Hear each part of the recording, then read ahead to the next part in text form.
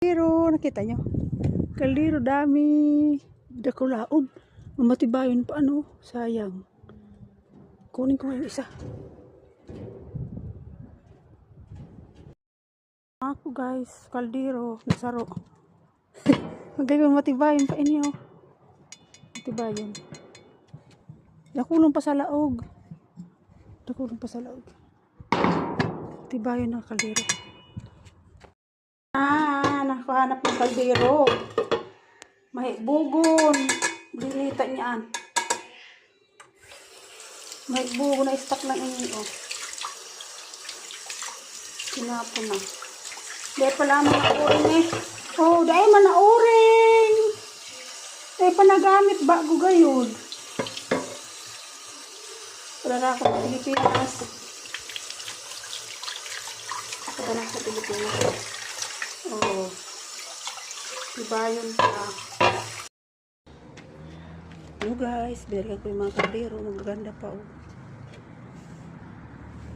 Ginawa ko. Sayang na akong buti.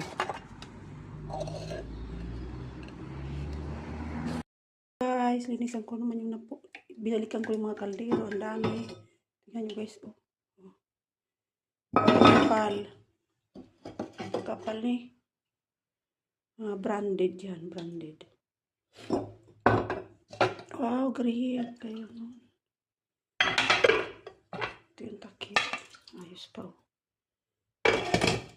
Kasi ito yung ano. Kaldero. Mas malaki din ito. Oh, hindi nga mawala pang ano. Gamit. Mas malaki ito dito sa isa. So guys, ito yung mga napulot ko ngayon. Ito kakapal ng mga pwede itong lutuan sa oven. Oh, ito yung kahapon. Ganda. Ito ngayon, napulot ko. Oh, ganda oh. Kapal oh. Oh, tibayon pa. Sayang naman. Oh. Ganon. Gusto ko. Sarap magluto. Pinalikan ko po yung mga kawali. Nanghinayang kasi ako. Tapos ito yung kahapon na hanap ko. Tapos ito yung mga takip. Ang lilinis pa bago. Siguro yung mga tatak niya o sulam. Branded. Wow! May lutuan na si Daddy sa Pilipinas. Magluto na siya ng adobong manok, digdi, adobong baboy.